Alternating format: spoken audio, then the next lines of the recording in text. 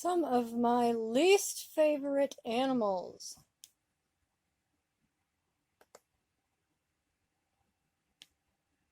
Yo, hold it. You've just logged on to Dee Dee's Place.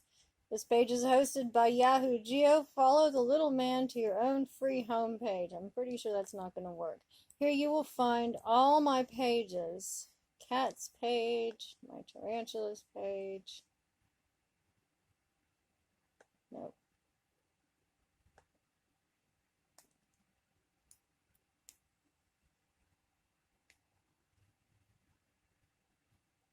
This Crested Club site, owned by P. Maruk, Crested Club Web Ring, for those ugly little dogs.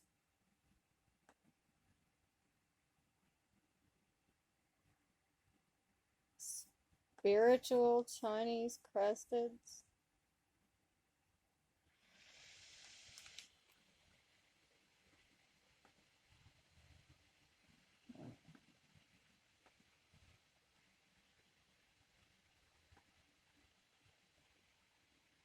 Saddlebred Kids, a website for kids and saddlebreds, presented by Renaissance Farm.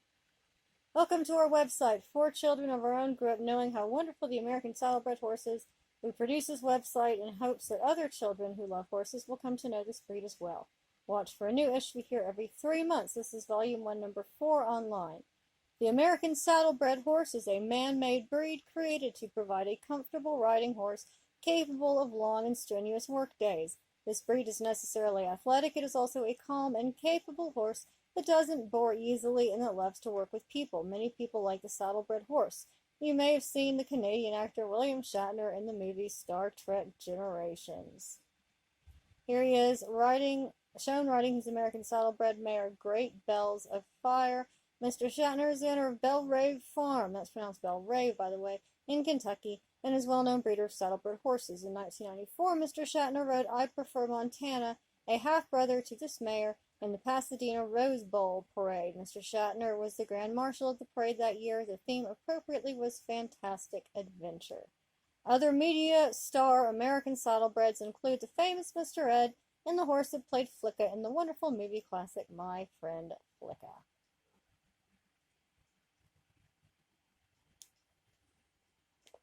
Saddlebred horses can be used for anything you would want a horse to do. Here are some pictures of saddlebred horses being used. Nope. If you have a picture of you and your saddlebred horse you would like to show us, send our editor a note. But there are no pictures of saddlebred horses being used.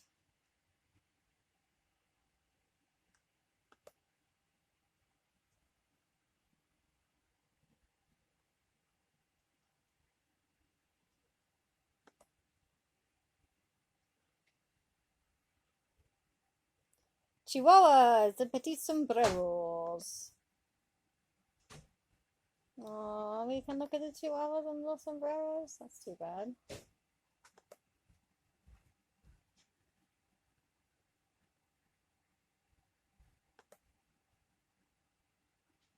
Welcome to Camp Mousekeeta, the first camp for mice on the web. Mice adopted from the mouse pad are invited to spend all or part of the summer at our camp. Shh. Shell moose, but it does not exist. Go down. Lay down.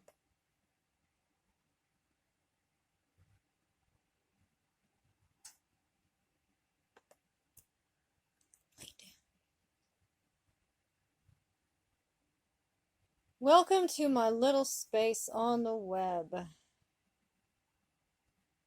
You don't need any more food, Tubbs. Dog thinks he's starving.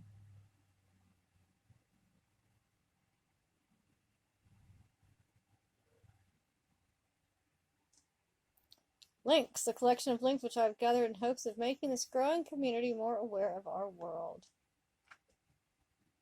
This link goes to the new Fast Pick Gallery. All pics are in text link, so it's a lot faster.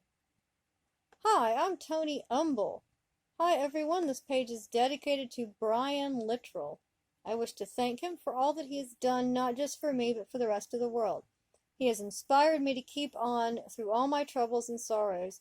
He has made me see that there are real gentlemen left in the world. Then, when he started his foundation for children with heart defects that can't afford insurance, I cried, 'cause I wish something like that was around when my little brother needed his heart surgery. So, Brian, I thank you for all you are and for all you do. Keep strong for us with love, Anthony Lee Umble. I am now a 4-time award winner. Check it out inside.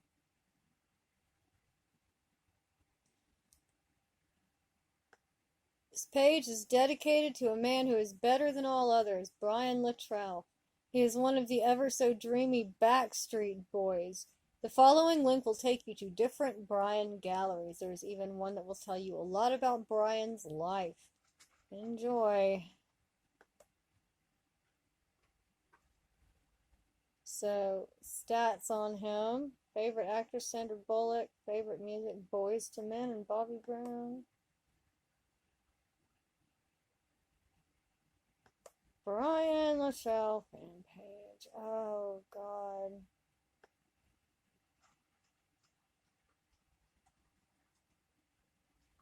Okay. Kimberly's Dragons. One of my greatest passions is reading. I enjoy a variety of subjects, both fiction and nonfiction, and a vast amount of authors. Two of my favorites are Charles DeLint and Mercedes Lackey. A few of my other hobbies that I'm rather fond of are fairies, plants, flowers, dragons, and frogs. The graphics on my page are not my own. They were done by other artists with much care. So here are some pictures of dragons. That's it. Parrot finches. Welcome to my page. Climb down the forest canopy with me, okay? The parrot finches. Okay. Also known as blue. Okay, so this is information about parrot finches.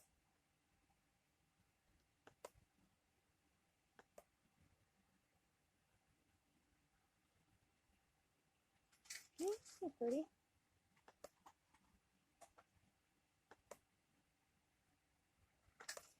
Purity test. The drug knowledge purity test. Oh boy, I'm about to incriminate myself. Check all boxes for which your answer is yes. The submit button is at the bottom. Purity test used to be like super popular back in the day. Do you know at least 3 terms for Mary Jane? No. More than 4? Absolutely not. More than 6? No. Have you ever invented a name for it? No. Who would do that?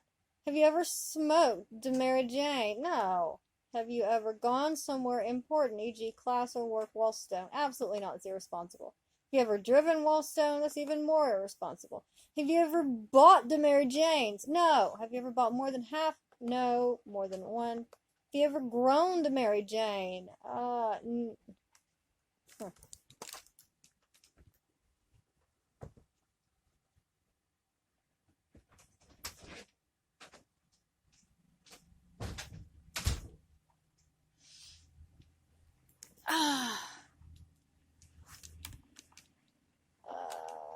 No. Actually, no.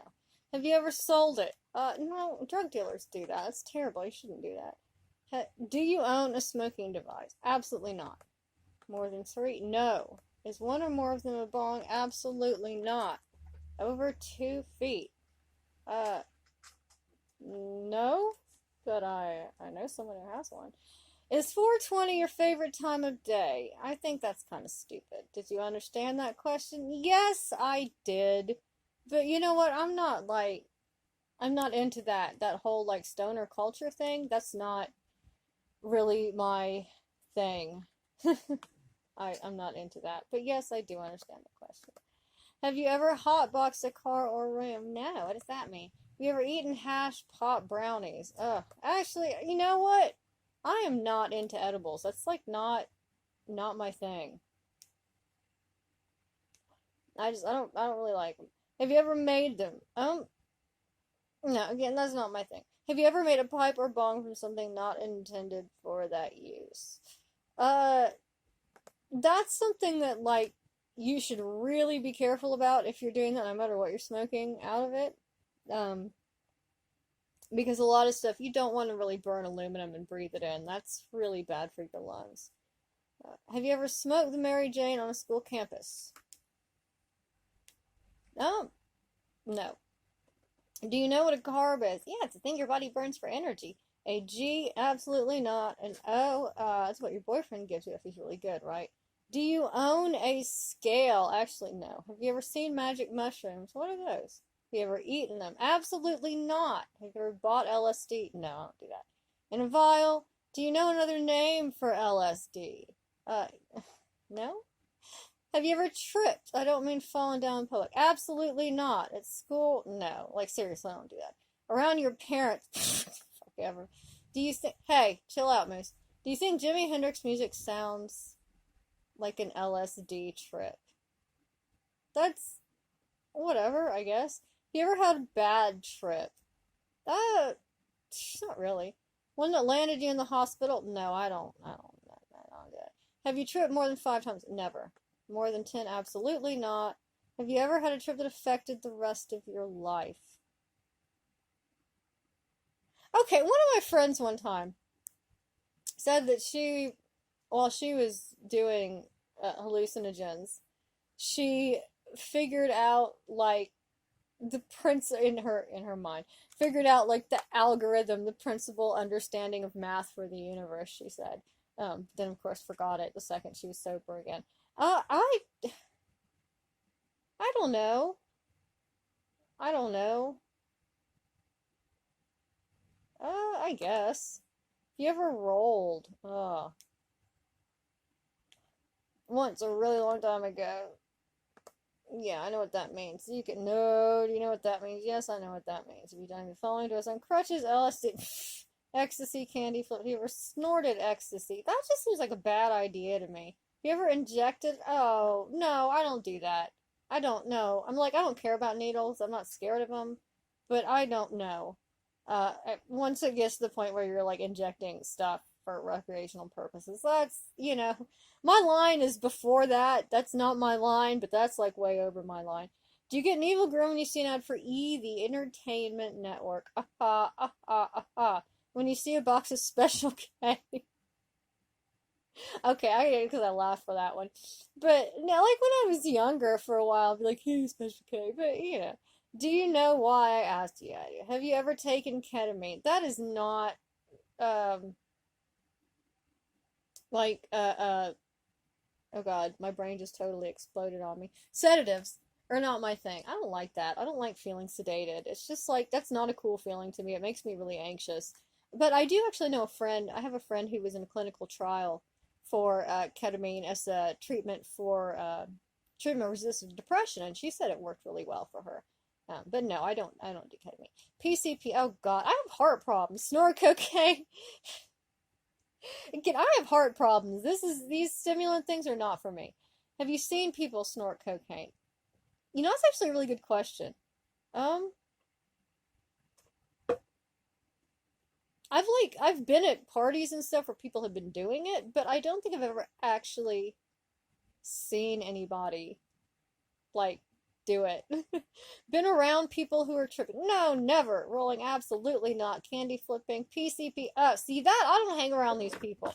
PCP, heroin, crack. That is, like, not. I don't want to be around those people. Uh, are you addicted? No. Have you ever taken more than 3 recreational drugs in one night? Absolutely not. More than 5? That's a bit much for me. I'm not that much of a party girl. You ever blacked out from drug use? Uh, I that once, again, a really, really, really long time ago, and I think it was the first time I smoked pot. I got really high and sort of, like, I kind of woke up, sort of came back to myself in the middle of a situation with my boyfriend, who I'm now married to. I mean, it was fine. It wasn't like anything bad, but I do remember we were kind of, like, being all intimate, and then all of a sudden we were, like, in a different room, and more of my clothes were off, and I was just like, what? But that was, years and years and years and years ago, and I was, with my boyfriend slash fiance who I trust intimately. Anyway, have you ever overdosed? Mm-mm. No, I don't really do stuff that you can overdose on. Have you ever been caught under the influence? Um, yeah, I guess. By the cops. Have you ever been caught in possession? No, I don't carry stuff around me. By the cops. Are you intoxicated right now? No? Do you find it difficult to go a whole weekend without drugs? So, no, I don't care about that. Have you ever taken prescription medication that wasn't yours? Okay, I've got to answer yes on that, but the caveat is, 2 or 3 times in my entire life. I've gone to a party or to a friend's house or whatever, and I've gotten extremely bad back. I've been in a lot of pain, and they've given me like a Norco or a Lortab or something, not to get high, but because I wanted to be able to enjoy the party and I wasn't feeling very well. So, have you taken OTC medication to get high? Again, years and years and years and years ago, I have done that. Did it work? Eh, sort of.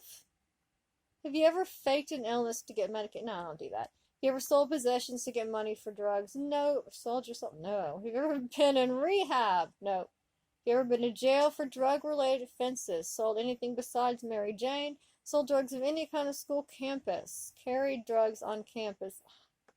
Well, I live in a college town. It's kind of not. You ever sold an inert substances drugs? Oh God, no, but I would.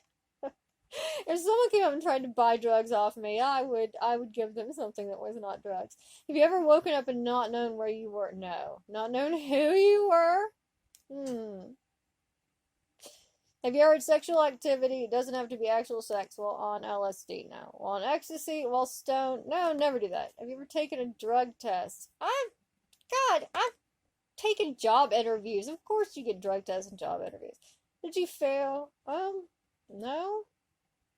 Have you ever taken something just to see what it would do?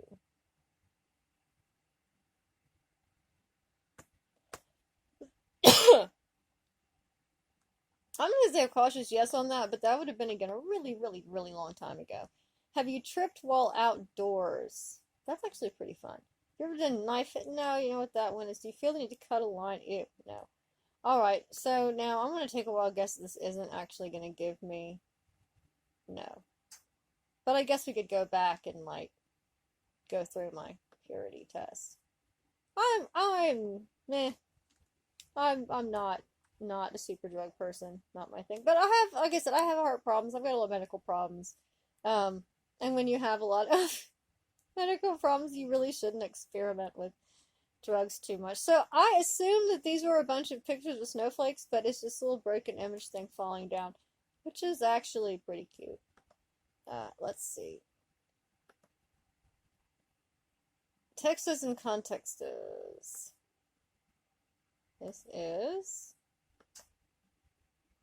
a vista of professional opinion, open dissemination of professional thoughts and opinion from the Colombian coffee axis.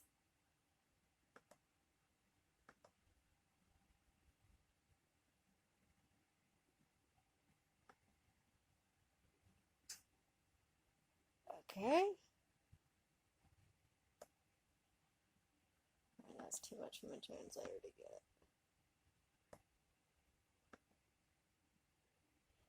However, against the philosophical naturalism of the social sciences, it's necessary to affirm that culture is rooted in nature. Culture is not built in a virgin birth. Man makes culture, transforming the ecosystem. Nature is part of the culture and culture of nature. It is essential, therefore, to understand human society as an adaptive form. This requires reinterpreting culture, rescuing it from philosophical supernaturalism, but without bringing it too close to biological reductionism. The first aspect that is important to highlight is that related to the determination of the natural environment on social organizations. This determination was openly defended by Greek doctors and later by Montesquieu and resumed by geographers, sociologists, and some positivist historians such as Buckle and Taine.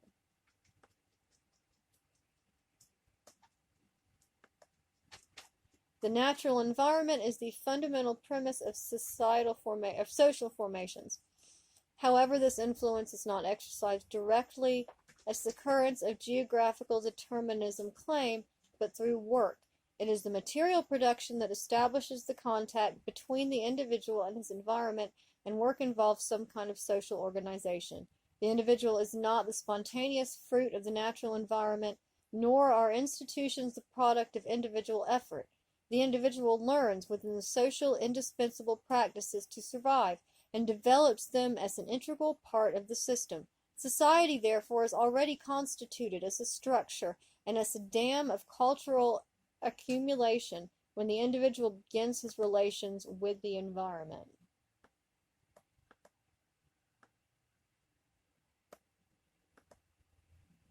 Second aspect that is essential to study from an environmental perspective is the way in which social relations influence the transformation of the environment. The forms of social organization sometimes have an environmental importance equal to or greater than that of the technical tools. As we saw before, the slave system allowed the realization of the great infrastructure works of the agrarian empires. The desiccation of the swamps, the construction of the great hydraulic works, and the cultivation of vast extensions was only possible based on the use of human energy channeled through the slave system. If we look at the environmental impacts of modern development, we can also see the relationships between the deterioration of the environment and the forms of productive or political organization. Modern development cannot be understood without the colonial conquest of the world and without the accumulation of resources in the countries north of the Tropic of Cancer.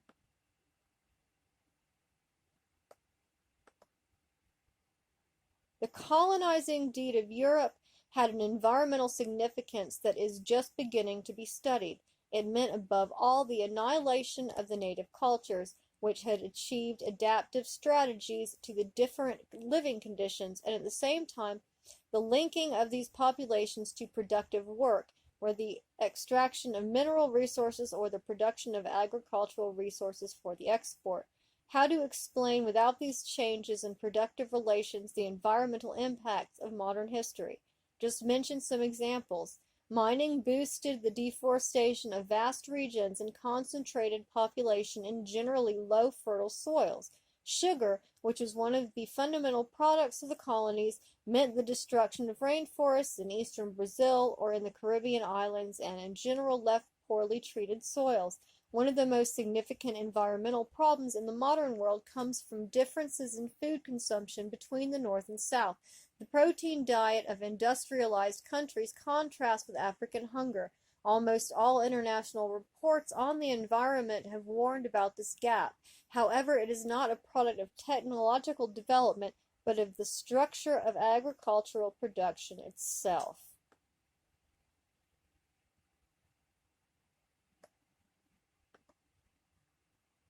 The third world countries have been displaced from grain production. 30% of cereal production is dedicated to animal feed worldwide, and in the United States, this proportion rises above 60%. In third world countries, the extension of the agricultural frontier has been mainly the consequence of the expulsion of labor produced by the development of industrial agriculture. Both phenomena are therefore intimately linked. The Green Revolution has resulted in the concentration of agricultural property and in the displacement of peasant labor. Something similar can be said about urbanization processes. In the Third World, the population flow that reaches the cities cannot be absorbed by industrial production and increases the mass of unemployed people or the unproductive activities of informal commerce. All this can be mapified in the urban space by the growth of the slums. There is very little chance this problem can be solved with the productive schemes of the current development style.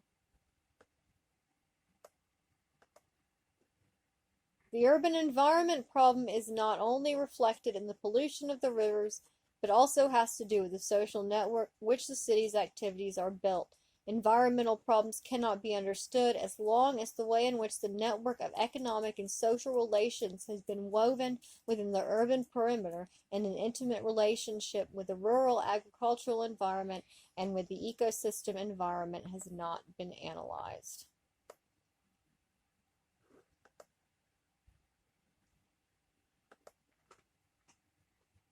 Okay. Chic Freaks Anonymous.